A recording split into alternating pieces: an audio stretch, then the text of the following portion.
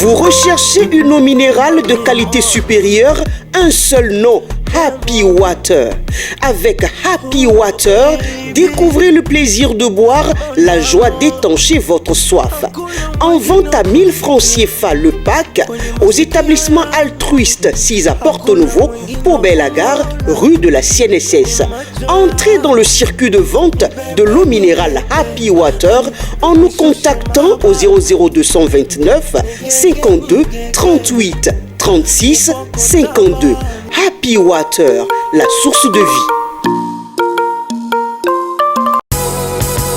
Les grandes contradictions. Les grandes contradictions, une émission de décryptage de l'actualité nationale et internationale avec Shamsdine Badaro, Gaspard Adjamossi et Achille Rousseau. Les grandes contradictions, c'est tous les vendredis sur Guérite TV Monde.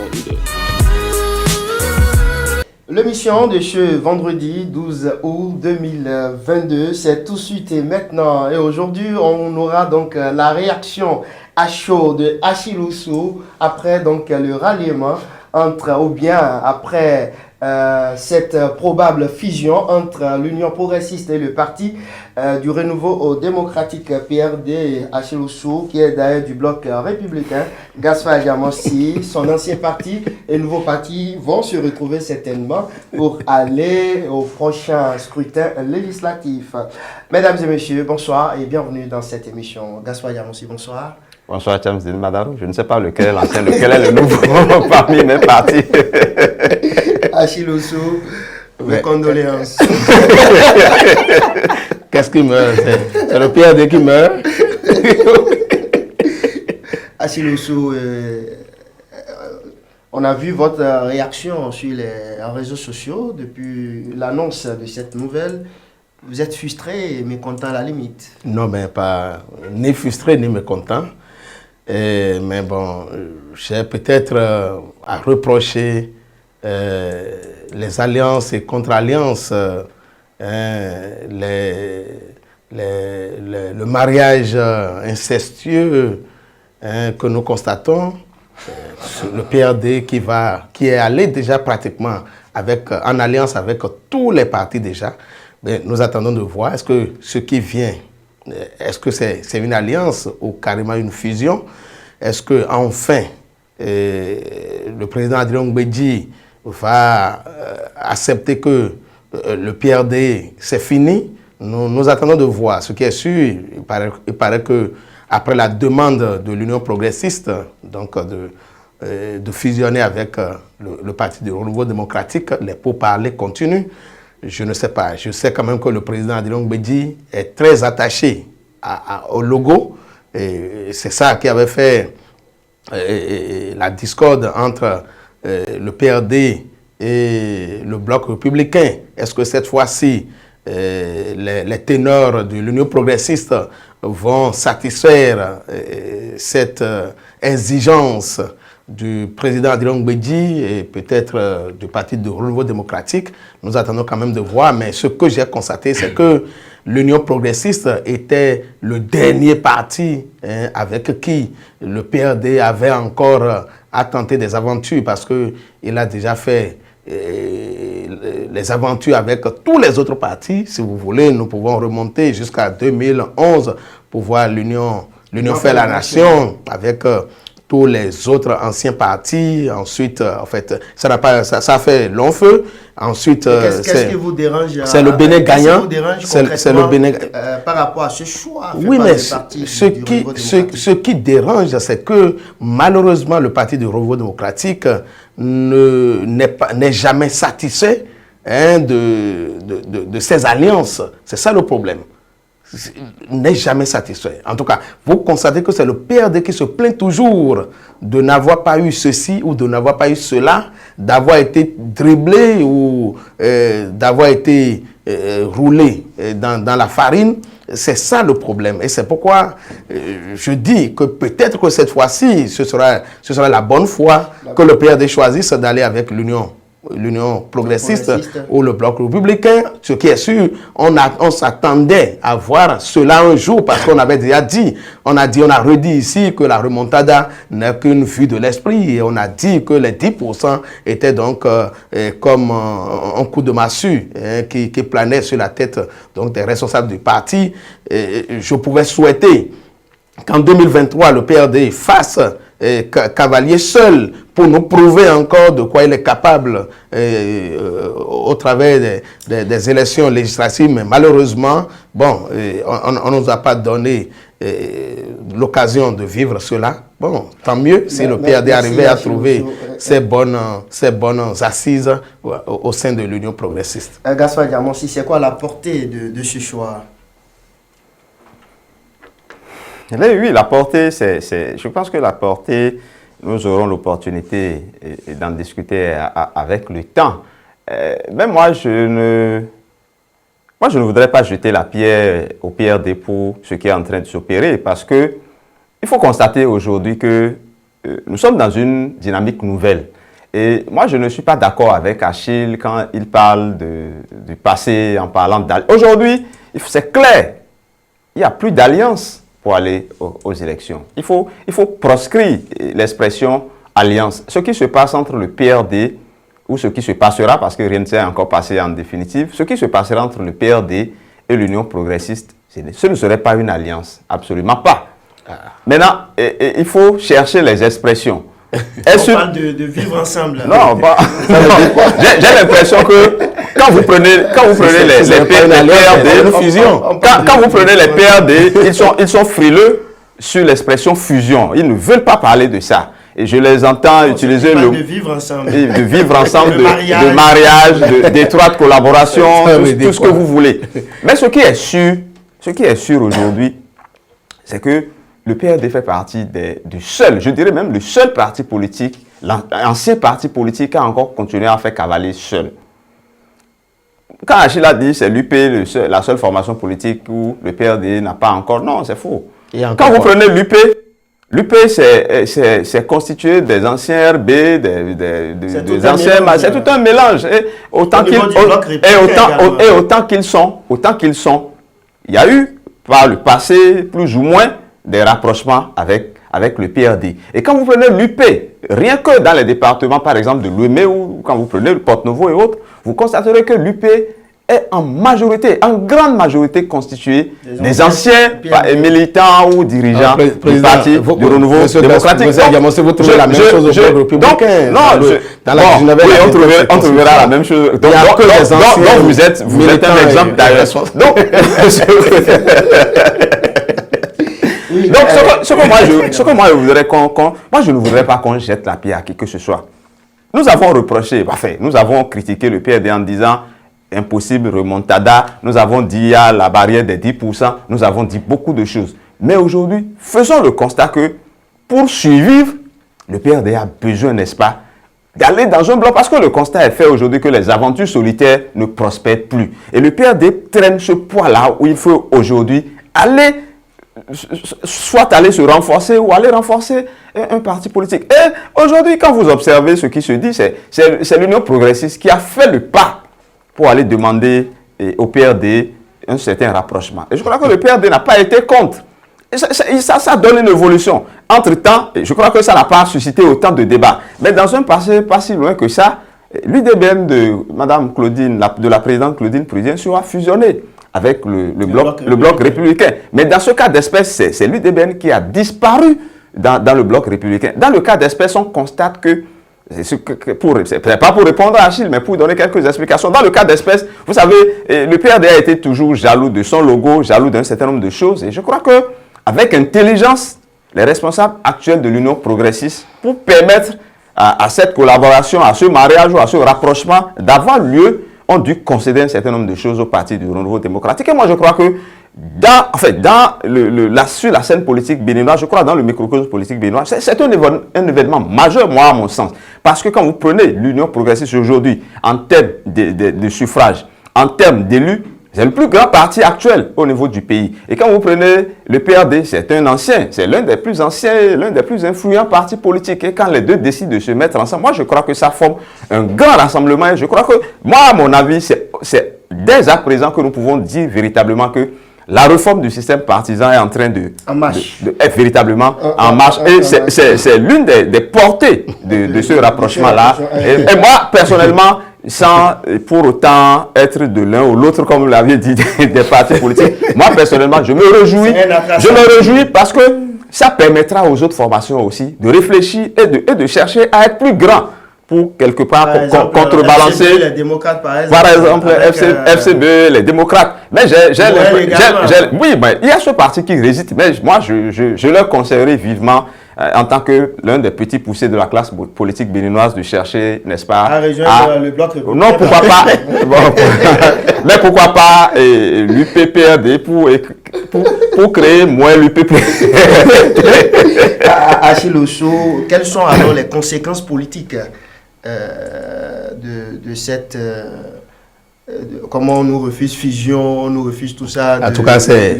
Non, Achille préfère alliance. Agamossi qui est dans le secret de Dieu qui devait nous vendre la nouvelle expression parce que on sait déjà... Il nous a filé donc déjà que ce n'est pas une alliance. Bon, on ne sait pas. Enfin... Vivre ensemble.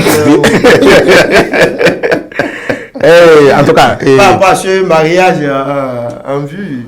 Quelles sont les conséquences politiques? Les conséquences seront nombreuses. D'abord, il faut voir que il aura un véritable problème par rapport à la gestion des listes pour les prochaines élections, surtout les législatives, puisque les ambitions de part et d'autre doivent être revues, surtout à l'Union progressiste, où déjà certains caciques d'office vont, en tout cas, c'est ma lecture, seront appelés à dégager le plancher. Et des nouveaux qui nourrissaient donc aussi des ambitions pour venir, seront certainement bloqués, seront sacrifiés. Donc, parce que le PRD cherchera toujours à positionner, à avoir un certain nombre de places sur ces listes, et donc ça fausse les calculs. Puisque la liste n'est pas élastique, donc on est obligé de passer au partage des postes à pouvoir, et c'est ainsi. Et l'autre conséquence, c'est que je ne sais pas qui cherchera à conduire maintenant les listes dans ces fiefs-là, en tout cas les fiefs dits traditionnels du Parti du Nouveau démocratique. Je voudrais d'abord citer les 19e et 20e circonscriptions électorales. C'est là où le PRD cherchera à faire peut-être du chantage, ou cherchera donc à vouloir maintenir ces hommes. Et ça ne va pas se passer aussi facilement. L'autre conséquence, c'est que d'office, si le PRD et l'Union progressiste arrivaient vraiment à fusionner, et que le PRD qui tient toujours à son logo, tient à retrouver ce logo, c'est que les deux partis d'abord vont disparaître pour donner naissance à un nouveau parti. On ne pourra plus parler de l'UP, on ne pourra plus parler du PRD, on parlera peut-être du nouveau... Bon, c'est M. Agamossi qui nous dira le nom que cela prendra désormais, mais est-ce que cela se passera aussi facilement? Je ne sais pas. Alors donc, et la troisième conséquence, c'est que et je ne sais pas vraiment si les pourparlers vont permettre aux deux partis d'arriver à s'entendre. Malheureusement, ce qui devrait être fait en amont est en train peut-être d'être fait maintenant en aval. Parce qu'il fallait peut-être s'entendre sur un certain nombre de choses avant donc de venir au-devant de la scène, au-devant du public, pour dévoiler les secrets. Même si c'est l'Union progressiste qui est demandeur de la chose, nous attendons quand même de voir si effectivement les deux sont faits pour rester ensemble, parce que le PRD, et c'est ce que je reprochais, le PRD n'est pas dans cette nouvelle aventure à son premier essai. Le PRD avait déjà essayé la chose, en tout cas ça a été dit par vous déjà avec le parti du bloc républicain. Et c'est les exigences du PRD, si elles continuent d'être les mêmes choses, en tout cas moi, je crois qu'il y a de quoi encore craindre pour l'avenir de ce mariage-là. Gaspard Gamonsi, quelle leçon pour l'opposition? Achille en sait plus qu'il ne veut nous l'avouer. Non, parce qu'il a semblé dire que c'est après coup que ce que les gens doivent faire, ils sont en train de le faire. Non, moi j'ai la faiblesse de croire que ce que nous observons actuellement, négociations, tout ce que nous observons, moi je pense que c'est la partie folklorique que nous voyons. Moi je suis convaincu qu'on ne pouvait pas venir nous annoncer un mariage, un rapprochement, une fusion, ou tout ce que nous voulons entre l'UP et le PRD, sans que le terrain n'ait été totalement balisé, sans que les conditions, ils n'ont pas encore trouvé l'expression, sans que le terrain ne soit balisé. Donc moi je pense qu'ils ont déjà retenu l'essentiel. Ce qui reste, tel que vous l'observez, au niveau du PRD, Maître Adrien Mukwege est en train de descendre vers la base, de consulter un certain nombre d'informés, un certain nombre de militants, de structures. Je crois qu'au niveau de l'Union progressiste, la même chose est en train de se réaliser. On connaîtra totalement ce qu'il en est de ce rapprochement, je crois, d'ici la date du 20 août, où un congrès est prévu. Ce qui est sûr, d'ici la fin de ce mois, on connaîtra tout ce qu'il faut par rapport à... C'est normal d'être sceptique et de penser que ça ne fera pas long feu. Oui, mais écoutez, nous sommes en politique. Non, la leçon pour l'opposition, moi, je ne sais pas. Si l'opposition veut se faire manger tout cru, ils peuvent rester tels qu'ils sont, éparpillés, tels qu'ils sont. Parce que moi, cela me gêne quelque part, parce que ils continuent dans les querelles de chiffonniers, dans les querelles intestines où Azanaï pense qu'il est le plus résistant, il est le plus opposant de tout le monde. Et vous avez certains qui qualifient nos amis FCB et RLC d'être de mèche avec le pouvoir. Et les démocrates qui sont dans des revendications de il faut libérer tel, il faut que tel rentre au pays, tout ça là. Quand vous laissez l'essentiel, aujourd'hui, quand vous prenez la Côte d'Ivoire, on a dit, on gracie. Les gens parlent d'amnistie. Pour amnistier, il faut être majoritaire à l'Assemblée nationale. Si aujourd'hui, les opposants se mettent ensemble, ils se battent comme il faut, et qu'ils deviennent majoritaires à l'Assemblée nationale, est-ce que quelqu'un peut les empêcher d'amnistier, de prendre une loi à l'Assemblée nationale pour amnistier ceux qui sont actuellement en prison et qu'ils qualifient de prisonniers politiques? Est-ce que quelque chose peut les empêcher de prendre une loi pour absoudre ceux qui sont... Donc, absolument, l'opposition a intérêt à se mettre ensemble. Achille Osso, quelle leçon pour l'opposition? Oui, mais la leçon pour l'opposition, c'est de comprendre qu'ils ne peuvent vraiment pas aller en rang dispersé et avoir gain de cause. Si l'opposition pense aujourd'hui qu'elle peut simplement surfer sur les ratés du pouvoir pour prétendre gagner des places, d'abord des places à l'Assemblée nationale et ensuite peut-être contrôler le pouvoir en 2026, elle se trompe largement. D'ailleurs, elle est absente sur le terrain. Non, mais sur le terrain politique. Nous savons que il y a des partis d'opposition qui existent de nom, mais nous ne les voyons pas travailler. Mais si vous permettez, je voudrais... Quel parti, par exemple? Bon, quand vous dites les démocrates, les démocrates sont sur le j'ai comme l'impression même que c'est la presse qui travaille, qui travaille. Pardon? Les démocrates travaillent. Ah bon, moi je n'ai pas encore. Peut-être que vous pouvez m'aider à constater comment ils travaillent sur le terrain. C'est peut-être mon autre parti aussi. Mais non, moi je pense qu'ils sont sur le terrain et je crois que... En tout cas, moi je ne les vois pas sur le terrain. Lorsque vous êtes un nouveau parti... RLC, je crois. Lorsque vous êtes un nouveau parti, ce n'est pas comme ça qu'on occupe le terrain parce que les autres sont déjà en avance sur vous. C'est ça le problème. La seule tournée que nous avons vue Eric Mundete faire, c'était par rapport à l'installation des cellules. Et ça suffit donc pour lancer les gens, pour leur dire d'aller dans les hameaux. Ça, je crois que de cette façon-là, on ne peut pas les prendre au sérieux. Mais si vous permettez, je voudrais revenir sur un aspect de la fusion entre l'UP. La fusion vivre ensemble. Bon, je ne sais pas ce que ça donne. Ce qui est sûr, nous attendons. La fumée blanche va va s'échapper. On saura ce qui en est véritablement à cette fusion. Vous avez dit qu'il n'y a plus d'alliance possible. Si c'est le vivre ensemble, comme vous le dites, nous allons constater. Mais est-ce que nous nous demandons pourquoi Amosso, Idji et Nago se sont retirés? Est-ce que vous ne voyez pas que quelque part l'arrivée du PRD peut être à l'origine de cela, parce que, ou bien ont été retirés. Parce que, en fait, ils sont fatigués, je vous mais on pouvait s'interroger aujourd'hui sur le déplacement de Diogbenou. Diogbenou était-il allé rencontrer Maître Adrien Ngwedi en tant que président sortant de la Cour constitutionnelle ou nouveau président de l'Union progressiste? C'est une question véritable qu'on devait se poser aujourd'hui. Et n'oubliez pas qu'au lendemain donc, de son élection, Orden Aladati nous a annoncé que le turbo est lancé.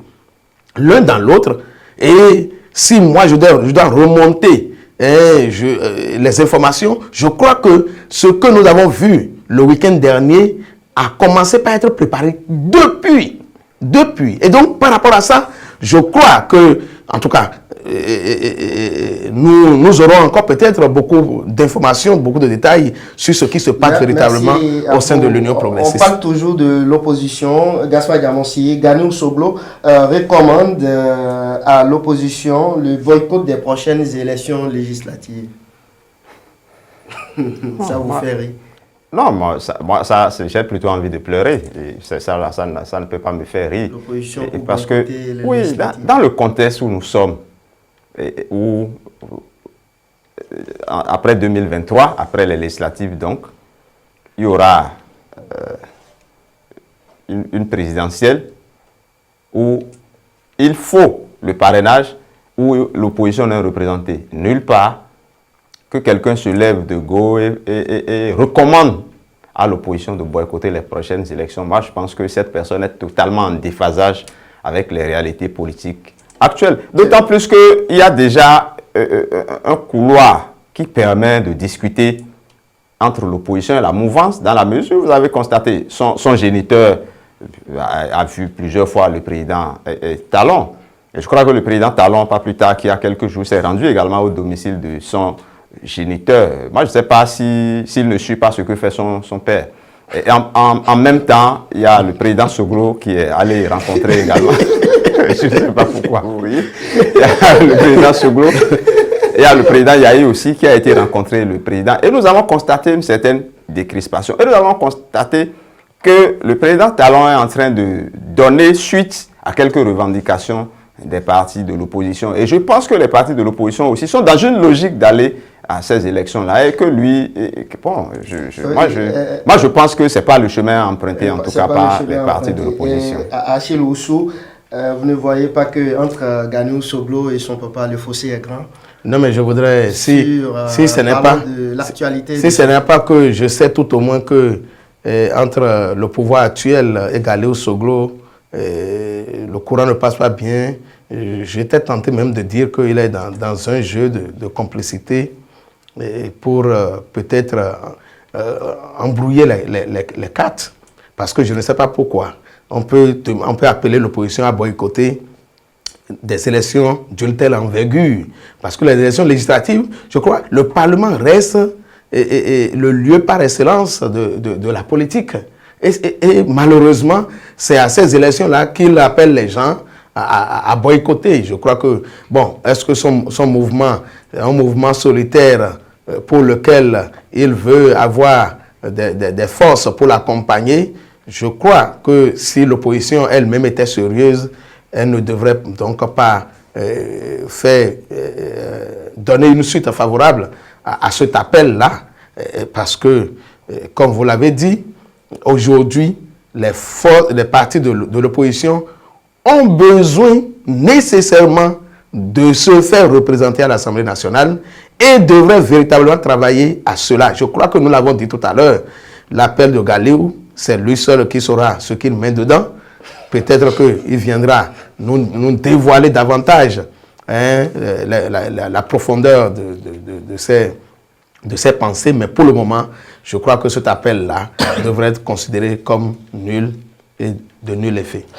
Pour terminer, direction Côte d'Ivoire, Alassane Ouattara accorde la grâce présidentielle à Laurent Gbagbo. Gaspard Diamansi. Ah oui, les gens veulent la grâce ici, ils ne l'ont pas. et voilà qu'en Côte d'Ivoire, non, c'est dans l'ordre, c'est dans la logique des choses. Laurent Gbagbo a été acquitté par la CPI, il est rentré. Et depuis lors, je crois qu'il est rentré bien entendu avec l'accord du président Alassane Dramane Ouattara. Et d'ailleurs, il est sous le coup d'une autre condamnation dans son propre pays. Et cette condamnation est liée à l'affaire du braquage de la BCEAO. Et je crois qu'on a besoin aujourd'hui de calmer les esprits. Pas plus tard qu'il y a quelques jours, je crois que Alassane Ouattara a rencontré Bédié et Gbagbo en même temps. Et il y a une élection en vue. Tant que cette condamnation-là pèse sur la tête de Laurent Gbagbo, il n'y a pas une possibilité pour qu'il participe aux prochaines échéances électorales, notamment la présidentielle qui pointe à l'horizon. Mais malheureusement, la grâce ne permet pas à Laurent Gbagbo pour l'instant ne fasse pas. De toutes les façons, je crois que il a pris avec réserve en estimant qu'il faut aller plus loin. Ce qui lui permet normalement d'être plus à l'aise, je crois que c'est l'amnistie. Mais la grâce, tout au moins, ça permet à ce que les chape de plomb que constitue éventuellement un emprisonnement ou un mandat d'arrêt a été, n'est-ce pas, effacé. Je crois que ça, là, c'est déjà bon à prendre. Maintenant, le combat continuera pour qu'éventuellement, qu'il y ait amnistie. Mais malheureusement ou heureusement, vous savez, quand des trucs comme ça se déroulent, il y a beaucoup de dégâts, il y a beaucoup de dégâts collatéraux, comme on dit. Lui, il est en train de s'en sortir. Qu'en est-il des autres? Quand vous prenez Blé Goudé, lui, il n'a même pas encore eu l'opportunité. Il n'a même pas encore eu l'opportunité de rentrer chez lui. Il a pu obtenir déjà son passeport, c'est déjà essentiel. Mais néanmoins, lui, il est encore en exil. Lui, il a besoin aussi de rentrer. Mais quand on aurait fini avec les chefs, on va peut-être s'occuper. Exactement. Achille Ossou, très rapidement. Oui, je crois que Alassane Ouattara pose un acte fort. Exactement, je crois que ce qui se passe en Côte d'Ivoire montre le chemin pour la paix des braves, comme on le dit. C'est d'abord Laurent Gbagbo, malgré son séjour, malgré cette humiliation d'abord qu'il a vécue en tant que président, qu'on aille le chercher dans son bunker et qu'on le conduise directement en prison, qu'il séjourne hors du territoire du pays et qu'il dirigeait et qu'il revienne et qu'il accepte donc d'aller rencontrer Alassane Dramane Ouattara au palais de la présidence en le reconnaissant en tant que président de la République, c'est déjà un acte très fort, un acte de bravoure. Et aujourd'hui, que Alassane Dramane Ouattara lui retourne l'ascenseur, cela devrait aussi être salué. Oui, j'ai entendu Gaspard parler tout à l'heure des dégâts collatéraux et c'est à ce niveau-là que je voudrais appeler les téléspectateurs et tous ceux qui se réclament militants ou amis de tel ou tel politicien tirent des leçons parce que les morts, les dégâts, ceux qui ont perdu leur famille, leur maison et autres, est-ce qu'ils ont encore la possibilité de réparer ça? C'est fini. Et donc, Blé Goudé, un jour, reviendra peut-être pour retrouver encore un poste ministériel. Ça là, il faut même considérer que c'est réglé déjà. Et comme Blé Goudé, beaucoup d'autres seront récompensés, mais derrière ceux-là, c'est une masse qui va continuer à vivre les affres donc, de ces affrontements. Merci à vous, Achille Ossou. C'est terminé pour ce vendredi. Votre conclusion? Nous sommes impatients donc de voir quelle sera la nature de cette union entre l'UP et le PRD. Ce qui est sûr, l'avenir nous renseignera davantage. Mais je leur souhaite quand même Bon vent. Bon vent. Merci à ce Gaspard Adjamoussi. Oui, le paradoxe, c'est que les blocs républicains sont plus intéressés par cette affaire-là que tout le monde. De toutes les façons. Les leaders de la... Non, il faut les comprendre, de la 19e, de la 20e et autres. Bon, c'est vrai. Bon, c'est vous qui le dites. Non, moi je suis... Votre conclusion. Ma conclusion, absolument, c'est sur le sujet. Parce que je suis très content que ce débat ait lieu. Et je suis d'autant plus content que nous n'avons pas vidé le débat. Mais on sera ici vendredi prochain, à la veille certainement d'un congrès qui nous dira si c'est mariage, si c'est fusion, si c'est... Aussi, c'est le vivre ensemble. Et après ça, je suis sûr que dans la semaine, il y aura beaucoup d'autres développements. Et en dehors de ce jour, on aura encore d'autres opportunités, puisqu'on ne rate jamais pratiquement les vendredis. On ne les rate même jamais. Donc, nous remercions le PRD. Pourquoi vous êtes pressé? Il faut laisser non, il a déjà conclu à ma place. Non, allez-y. Vous avez encore quelques secondes, allez-y. Non, comme vous m'obligez à remercier le PRD, je vais le faire. Mais je remercie également l'Union progressiste. Moi, je remercie surtout, je pense, l'intelligence vive et active du président Djogbenou, parce que je pense que ce qui est en train de se passer est d'abord à mettre à son actif, parce que ce n'est pas facile de venir faire ce que d'autres ont échoué à faire, parce que quand on dit le PRD n'a pas pu, le PRD a des conditions tout et tout, que Vlavonou, enfin, je me trompe, hein, que Djogbenou arrive, c'est peut-être un signe, que Djogbenou arrive à obtenir ça et à mettre en branle un tel changement, une telle mutation au plan politique national. Je pense que ça promet, c'est à saluer. Donc le turbo est lancé. Merci. C'est terminé pour ce vendredi, mesdames et messieurs. La télévision, c'est une question en dehors. On va dire merci à Alphonse Boton, Roméo ou Patrice Ayeronton, Kabirou Adjadi, sans oublier au niveau de la rédaction, Charles Alban Daoui, Sofiat Fauziat Sefou et Latifat Koweno. Mesdames et messieurs, c'est terminé et tout le monde descend à vendredi prochain, si Dieu le veut. Au revoir. Les grandes contradictions. Les grandes contradictions. Les grandes contradictions. Les grandes contradictions. Une émission de décryptage de l'actualité nationale et internationale avec Shamsdine Badaro, Gaspard Adjamoussi et Achille Wusso. Les grandes contradictions, c'est tous les vendredis sur Guérite TV Monde.